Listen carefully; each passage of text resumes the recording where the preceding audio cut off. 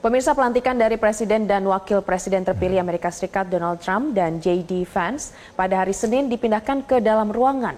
Hal ini dikarenakan suhu dingin ekstrim dan angin di Washington DC antara -8 hingga -15 derajat Celcius. Dan pemirsa, untuk mengetahui laporan selengkapnya kita langsung bergabung dengan jurnalis VOA di Washington DC, ada Valdea Baraputri. Valdea, seperti apa kondisi terkini di DC, khususnya jelang inaugurasi, dan nanti saat inaugurasi apakah ini akan berlangsung di dalam ruangan atau seperti apa? Ya, selamat petang waktu Washington DC, Alka, Glo, dan juga pemirsa. Seperti yang tadi disampaikan bahwa nanti inaugurasi akan dipindahkan dari luar ruangan ke dalam ruangan. Nah, inaugurasi di dalam ruangan ini tidak atau bukanlah sesuatu yang lumrah di pelantikan Presiden Amerika Serikat. Dan terakhir kali dilakukan ini 4 dekade yang lalu saat pelantikan Presiden Ronald Reagan, Presiden AS ke-40 pada tahun 1985. Jadi memang tidak lumrah inaugurasi dilakukan di dalam ruangan.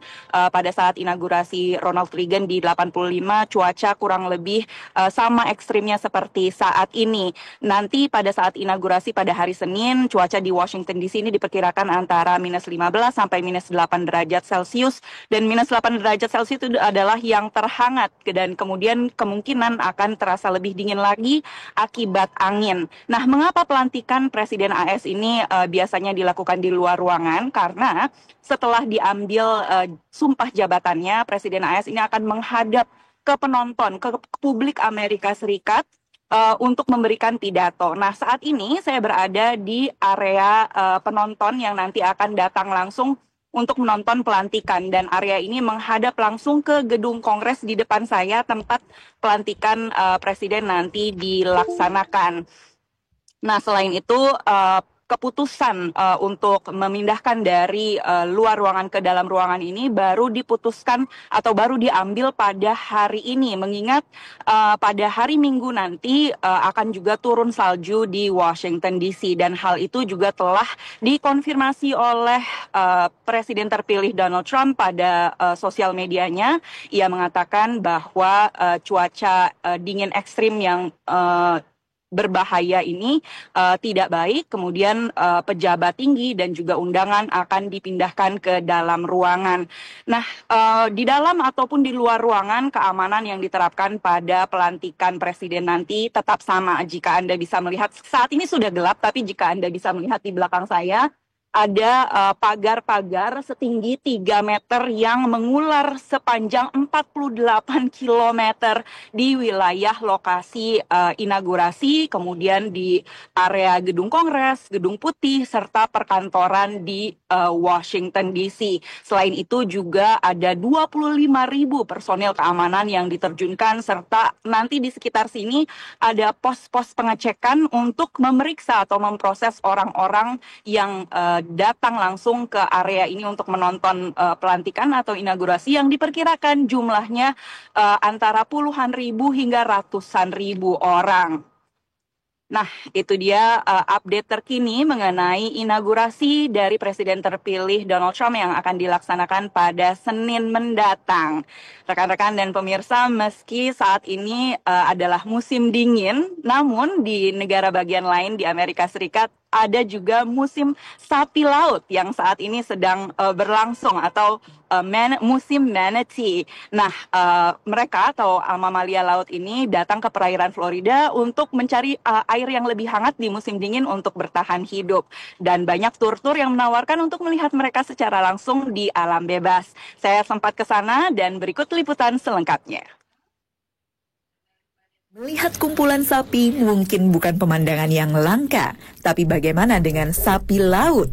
Bulan November sampai Maret adalah musim sapi laut atau manatee di Florida. Mereka bisa dilihat langsung di alam bebas, di kota Crystal River, satu-satunya tempat yang secara legal membolehkan berenang dengan manatee di habitat alami mereka. Ya, sekarang kita sudah sampai di salah satu mata air di Suaka Marga Satwa Crystal River. Di sini kita sudah bisa bisa lihat manatee dari atas perahu saking jernihnya air di sini. Nah, saat musim dingin, manatee bermigrasi ke sini karena air di sini cukup hangat bagi mereka untuk bertahan hidup sekitar 22 derajat Celcius. Diperkirakan ada sekitar 8.000 sampai 11.000 mamalia laut ini di seluruh Florida.